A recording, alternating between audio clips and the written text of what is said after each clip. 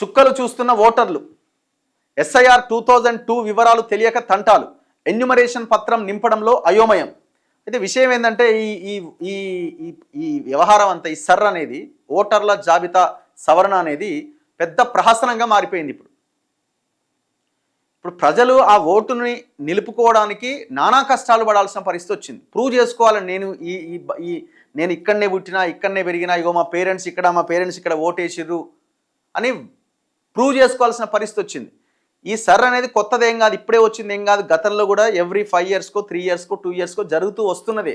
కానీ ఎప్పుడు ఈ వివాదం లేదు. ఇప్పుడు ఈయనేందో కొత్తగా తీసుకొచ్చింది. అసలు ఈ టోటల్ వ్యవహారం అంతా ఎలక్షన్ కమిషనర్ని నియమించడంలో సుప్రీంకోర్టు చీఫ్ జస్టిస్ పాత్రని లేకుండా చేసినప్పటి నుంచే కుట్ర జరుగుతున్నది. టోటల్ ప్రభుత్వానికి ఊడిగం చేసింది ఎలక్షన్ కమిషన్. అంటే ఏందండి నాకు అర్థం కాదు. ఓట్లేసి గెలిపించే ప్రజలే వాళ్ళ ఓటు నిలుపుకోవడానికి ఇంత కష్టపడాలనా? ఎవరి వల్ల ఏది జరుగుతుంది? ఏ ప్రజలైతే ప్రభుత్వాన్ని నిలబెట్టారో, కూర్చోబెట్టారో ఆ సీట్లో, ఆ ప్రభుత్వం ప్రజల మీద యుద్ధం చేస్తున్నది. ఇప్పుడు 2002 ఓటర్ లిస్టులో నీ పేరుంటే ఓకే, ఇక లేకపోతే నీకు సుక్కలే. ఇక 2002 ఓటర్ లిస్టులో నీకు పేరు లేకపోతే తీసుకురా డాక్యుమెంట్స్, మీ పేరెంట్స్ ఏడ ఓటేసిరో చూపి. ఇప్పుడు ఎన్యూమరేటర్లని వాళ్ళని బిఎల్ఓలని పెట్టిరు. వాళ్ళేమో ఒక దగ్గర కూర్చొని మీరే ఇడికి రావాలంటున్నారు. ఆఫీస్ మానేసుకోవాలి, వాళ్ళు ఎక్కడో నివాసం ఉంటారు, వాళ్ళు పనులు మానుకోవాలి. ఇదంతా ఒకవైపు అయితే, ఆ 2002 దాంట్లో లేకపోతే మళ్ళీ వీళ్ళు ఐడి కార్డ్స్ ఇవన్నీ మళ్ళీ వాళ్ళకి సబ్మిట్ చేయాలి. ప్రత్యేక సమగ్ర సవరణలో భాగంగా ఎన్యుమరేషన్ పత్రాలు నింపడంలో ఓటర్లకు చుక్కలు కనిపిస్తున్నాయి. ఎస్ఐఆర్ 2002 వివరాలు అందుబాటులో లేకపోవడంతో ఆ పత్రాలు ఎలా పూరించాలో అర్థం కాక అయోమయానికి గురవుతున్నారు. పత్రంలో తప్పులు రాస్తే ఎక్కడ తమ ఓటు పోతుందో అని ఆందోళన చెందుతున్నారు. ఎన్యుమరేషన్ పత్రంలో ఎస్ఐఆర్ 2002 వివరాలు ఏ బాక్స్లో నింపాలి, ఎలా నింపాలి? ఒకవేళ 2002లో ఓటర్గా నమోదైతే ఆ వివరాలు ఎలా సేకరించాలి? చాలామంది ఓటర్లు పట్టణాలు, జిల్లాలు, రాష్ట్రాలు మారిపోయారు. అప్పటి వివరాలు అందుబాటులో లేవు. ఇలాంటి పరిస్థితుల్లో ఏం చేయాలి? ఎవరు సహాయం చేస్తారు? ఆన్లైన్లో వివరాలు తీసుకుందామంటే ఓటరు పేరు నమోదు చేస్తే ఎస్ఐఆర్ 2002తో మ్యాచ్ కావట్లే. నగరాలు, జిల్లా కేంద్రాలు, పట్టణాల్లో వందల్లో పోలింగ్ బూతులు ఉన్నాయి. ఏ బూత్లో ఓటు ఉందో వెతకడం ఇబ్బందికరంగా మారుతోంది. చాలామంది ఓటర్ల చిరునామాలు మారిపోయినాయి. ప్రస్తుతం ఉన్న ఇండ్లకే కొత్త ఇంటి నెంబర్లు వచ్చినాయి. దీనికి తోడు పోలింగ్ బూతుల కేంద్రాలు నెంబర్లు మారిపోయినాయి. ఓటర్ల వద్దకు ఎన్యుమరేషన్ పత్రాలు రావడమే గగనంగా మారింది. కొన్ని చోట్ల బిఎల్ఓల ఫోన్ నెంబర్లను తెలుసుకొని వారి వద్దకే వెళ్ళి ఆ పత్రాలు తీసుకోవాల్సి వస్తున్నది. ఇదొక సమస్య అయితే, ఆ పత్రాలు పూరించడం తెలియక మరింత తికమక పడుతున్నది. ఎన్యుమరేషన్ పత్రాల్లో 2 బాక్సుల రూపంలో కాలంలు ఉన్నాయి. ఓటరుకు ఎస్ఐఆర్ 2002లో ఓటు నమోదై ఉంటే గనక మొదటి బాక్సు కాలంలో ఆ వివరాలు నమోదు చేయాలి. ఓటరు పేరు, గుర్తింపు కార్డు, జిల్లా, రాష్ట్రం, నియోజకవర్గం, సంఖ్య, క్రమ సంఖ్య వివరాలు నింపాలి. అయితే చాలామందికి వివరాలు తెలియట్లే. ప్రధానంగా పట్టణాలు, నగర ప్రాంతాల్లో ఉంటున్న ఇతర ప్రాంతాల్లో స్థిరపడ్డ వారికి తమ పాత వివరాలు తెలుసుకోవడం కష్టంగా మారుతోంది. ఈసీ ఐసెట్ యాప్లో, వెబ్సైట్లో ఎస్ఐఆర్ 2002 వివరాలు తెలుసుకోవచ్చని ఎన్నికల సంఘం ప్రకటన చేస్తున్నా ఆన్లైన్లో వివరాలు సక్రమంగా రావట్లే. మరోవైపు పేర్లలో చిన్న తేడా ఉన్నా వాటి వివరాలు ఆన్లైన్లో చూపించట్లే. ఇప్పుడు 2002 అంటే ఎవరికండి? ఇప్పుడు నాకు 40. 2002 అంటే నేను అప్పుడు ఇంటర్మీడియటో ఏదో ఉన్నా. నాకు అప్పుడు ఓటు ఎక్కడిది? అప్పటికి ఇంకా ఓటే ఇప్పుడు నేనేం చేయాలా? నేను ఇక ఆ కార్డు, ఈ కార్డు, మీ ఫాదర్ ఓటు ఏడేసిండు, అది ఇదని నేను అవన్నీ సబ్మిట్ చేయాలి. ఇది ఒక భాగం అయితే, అసలు తెలంగాణకి ఈ ఎస్ఐఆర్ వల్ల జరిగే ప్రమాదం ఏంది అన్నది మనం చూడాలి. రాజకీయంగా భవిష్యత్ అంటే తెలంగాణ అస్తిత్వానికి, తెలంగాణ రాష్ట్రానికే ప్రమాదం వచ్చే అవకాశం ఉందన్నది ఒక పెద్ద చర్చ. ఏం జరుగుతున్నది? ఇప్పుడు తెలంగాణ వాళ్ళు వేరే జిల్లాల నుంచి, నిజామాబాద్ నుంచో, నల్గొండ నుంచో, రంగారెడ్డి నుంచి, ఇంకో జిల్లా నుంచి హైదరాబాద్లో వచ్చి స్థిరపడతారు. వాళ్ళకి ఆ గ్రామంలో ఓటు ఉంది, కొంతమందికి ఇక్కడ హైదరాబాద్లో వాళ్ళు ఉన్న రెంట్కున్న ప్లేస్లో ఓటు ఉంది అనుకుందాం.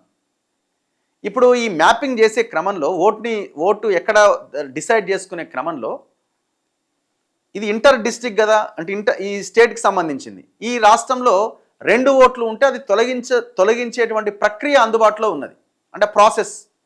సో నీకు ఊర్లోనా ఇక్కడనా నువ్వు వేల్చుకోవాలి.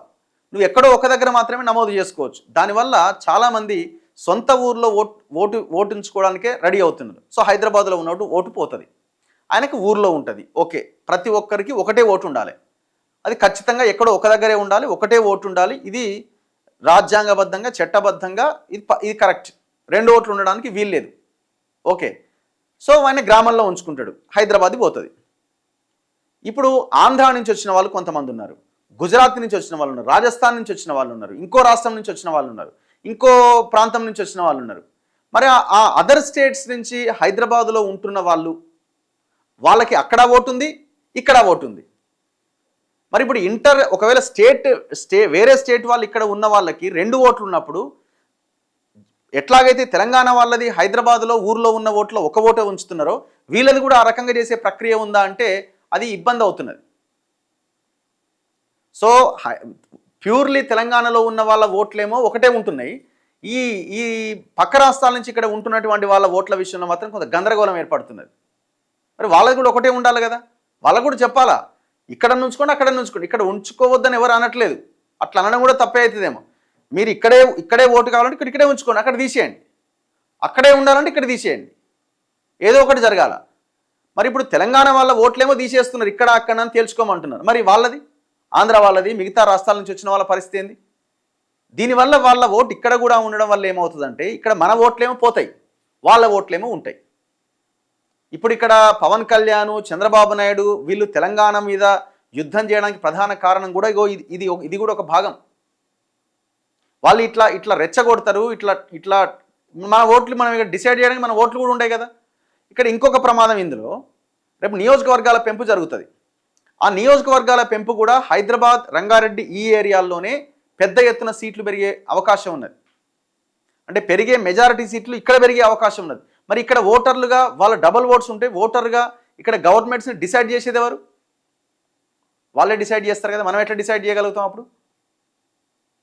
సో కాబట్టి మేమేమంటున్నామంటే, ప్రతి ఒక్కరికి ఒకటే ఓటు ఉండాలి. ఇక్కడ తెలంగాణ వాళ్ళకైనా, ఆంధ్ర వాళ్ళకైనా, ఇంకే రాష్ట్రంలో ఉన్న వాళ్ళకైనా ఒక్కరికి ఒకటే ఓటు ఉండాలి, ఒకటే దగ్గర ఉండాలి. అది ఎక్కడనేది వాళ్ళు తెలుసుకోవాలి. సో అందుకే వేరే రాష్ట్రాలకు సంబంధించిన ఓట్లని కూడా హైదరాబాద్లో వాళ్ళు ఉంటే వాళ్ళని ఒకే ఓటు వాళ్ళకు ఉండేలాగా ఇమీడియట్గా దాంట్లో మార్పులు తేవాలి. జిల్లాకు ఉంటే ఒకే రాష్ట్రంలో దాన్ని చేసే ప్రక్రియ ఉంది, కానీ అదర్ స్టేట్స్ దానికి మాత్రం కనబడతలేదు అక్కడ. కాబట్టి ఇది మరింత ప్రమాదం అవుతుంది. తెలంగాణలో రేపు ఈ హైదరాబాద్ కోర్ హైదరాబాద్ ఈయన అంటున్న ఈ గ్రేటర్ హైదరాబాద్ చుట్టుపక్కలనే మెజారిటీ సీట్లు వచ్చి ఇదే డిసైడింగ్ ఫ్యాక్టర్ అయితే ఇక మన పరిస్థితి ఏందో మనం అర్థం చేసుకోవచ్చు. సో అందుకే దీని మీద మేము అనుకుంటున్నాం ఏంటంటే, ఇది ఒక రిప్రజెంటేషన్ కూడా ఇవ్వాల్సిన అవసరం ఉంది ఎలక్షన్ కమిషన్కి. ఖచ్చితంగా ఎవరో ఒకరు దీని మీద ఒక రిప్రజెంటేషన్ కూడా ఇవ్వాల్సిన అవసరం ఉంది.